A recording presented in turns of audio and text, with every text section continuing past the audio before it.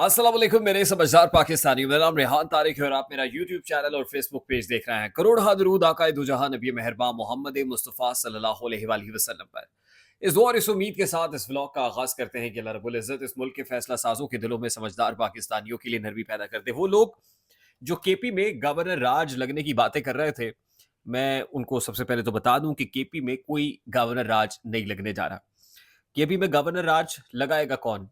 ये महज बड़के हैं जो वफाकी हुकूमत लगा रही है, बल्कि वफाकी हुकूमत के चंद इक्का-दुक्का अनासिर इस तरह की बड़के या चंद मखसूस सहाफ़ी इस तरह की बड़के लगाते हुए जो है सुनाई दे रहे हैं कि केपी में गवर्नर राज लग सकता है। तो केपी में गवर्नर राज का दूर-दूर तक कोई इम्कान मौजूद नहीं है, सबसे पहले तो ये तसल्ली रखें। मौलाना फजल रहमान ने भी गवर्नर राज के हवाले से तरदीद कर दी है कि क्या हालात को गवर्नर राज लगा के कंट्रोल किया जा सकता है, तो कोई गवर्नर राज किसी भी मसले का हल नहीं है। उसके अलावा एक तरफ तो आप ये कहते हैं कि अली अमीन गंडापुर रियासत पे हमलावर है, रियासत पे हमला कर रहा है, फेडरेशन की रिट को चैलेंज कर रहा है, और दूसरी तरफ पाकिस्तान तहरीक इंसाफ के वो लोग जिन पर मुकदमात हुए नेशनल असम्बली से, जिनको 10 सितंबर को गिरफ्तार किया गया, उन लोगों के ना सिर्फ प्रोडक्शन ऑर्डर्स जारी हुए हैं, बल्कि पार्लियामेंट लॉजेस को ही स्पीकर अयाज सादिक ने सब जेल करार दे दिया है। ये बड़ी इंपॉर्टेंट डेवलपमेंट है और उन लोगों के एजाज में जोहराने और इशाइये भी हो रहे हैं। हुकूमत तो बड़ी शीरो शकर है। अब वो लोग जो अली अमीन गंडापुर से मुतालिक बात कर रहे थे, मैंने आज सुबह आपको बता दिया था कि अली अमीन गंडापुर का अफगान काउंसिल जनरल के साथ जो बातचीत है, मुकालमा है या मुशावरत है, उसमें भी जो कंसर्न क्वार्टर्स हैं उनकी तायद और तौसीक हासिल है। अली अमीन गंडापुर जो कर रहे हैं, वो ऐसे ही नहीं कर रहे, बेखुदी बेसबब नहीं गालिब, कुछ तो है जिसकी पर्दादारी है। अच्छा, इस बात का इशारा इमरान खान साहब ने भी दिया है। इमरान खान साहब ने आज अडयाला जेल में गुफ्तगू की है। मैं असल में आपसे कहना ये चाह रहा हूँ कि मैंने आज सुबह के व्लॉग में आपके सामने रखा था कि अली अमीन गंडापुर साहब ने जो अफगान काउंसिल जनरल से मुलाकात की है ना केपी में, और जिस पे लोग ये कह रहे हैं जी देखें ये रेड लाइन क्रॉस हो गई है, तो भाई ये रेड लाइन पाकिस्तान में ना कोई किसी को क्रॉस करने की इजाजत अभी तक मैंने नहीं देखी। जहां क्रॉस होती है वहां पे फौरी तौर पे एक्शन हो जाता है। यहाँ कोई एक्शन नहीं हो रहा, यहाँ रियासत का कोई एक्शन नहीं, स्टैब्लिशमेंट का कोई एक्शन नहीं है। यूं लगता है कि सब चीजें एक प्रॉपर फिक्स्ड प्लान के तहत चल रही हैं। तो अली अमीन गंडापुर साहब ने जो मुलाकात की है उसमें भी कहीं ना कहीं दिखाई देता है, अगर डॉट्स को कनेक्ट करें, कि कहीं ना कहीं तायद और तौसीक हासिल है। और कुछ ऐसी बातें इमरान खान साहब ने आज अडयाला जेल में की है। मैं सबसे पहले तो इमरान खान साहब ने जो गुफ्तगू फरमाई है, मैं वो आपके सामने रख देता हूँ। अली अमीन गंडापुर की गुमशुदगी के हवाले से इमरान खान साहब ने बड़ा दावा किया है। वो कहते हैं अली अमीन गंडापुर को इस्टेब्लिशमेंट के लोगों ने गायब किया, किसी को नहीं पता था कि वो कहाँ गया।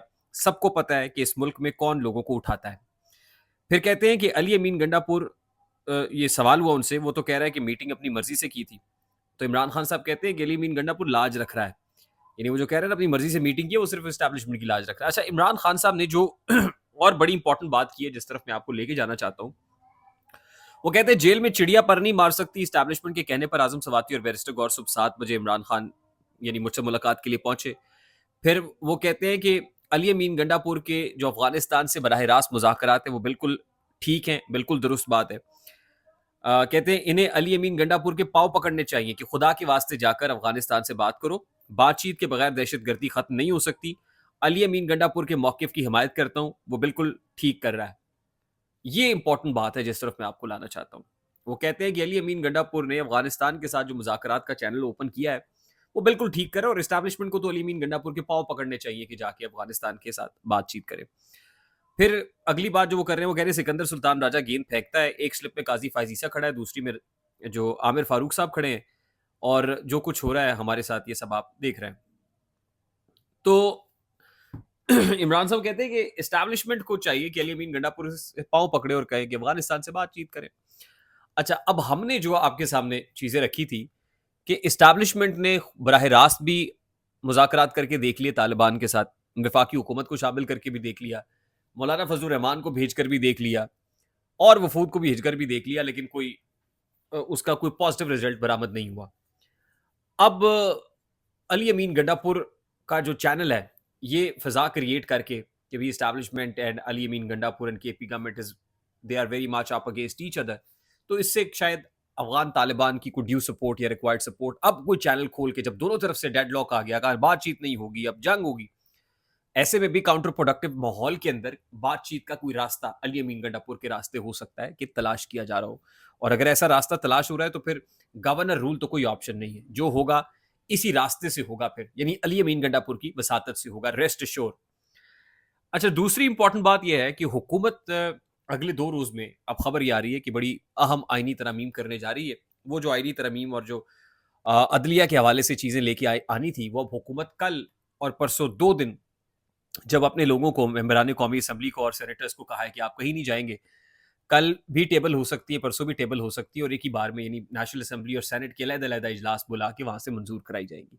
ज़ाहिर है ये जो आईनी तरमीम वाला मामला है, मुश्तरका कौमी ये जो पार्लियामान का मुश्तरका इजलास है उसमें नहीं होता, बल्कि दोनों हाउसेस से आपको अलग-अलग अप्रूवल लेनी पड़ेगी।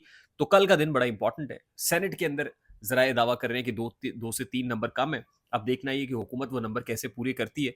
और मौलाना फजलुर रहमान बावजूद इसके कि वो गुज़श्ता रोज़ एक तड़ी लगा चुके, तकरीर कर चुके कि वो हुकूमत कोई किसी भी एक्सटेंशन को सपोर्ट नहीं करेंगे। तो अब मौलाना फजलुर रहमान जो है वो क्या करते हैं? अभी वो कह रहे हैं कि आईनी तरमीम आएगी तो फिर देखेंगे, फिर फैसला करेंगे कि क्या करना है।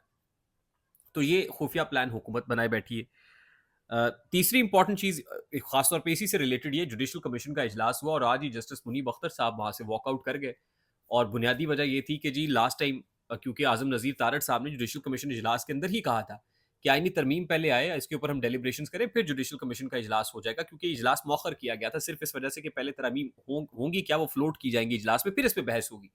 तो जब तरमीम मुनीब अख्तर साहब कहते हैं कि आई नहीं, हमारे सामने कुछ है ही नहीं, तो फिर इजलास को मौखर करते, फिर इजलास क्यों चला रहे हैं? ताहम मुनीब अख्तर साहब ये कह के वॉकआउट कर गए, लेकिन इजलास जो है वो जारी रहा।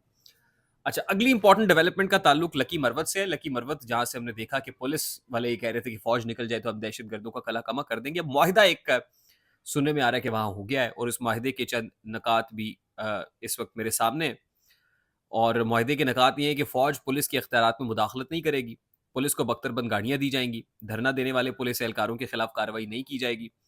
फौज की लकी मरवत के शहरी इलाकों से निकलने के लिए 6 रोज़ की मोहलत जो है उनको दे दी गई है।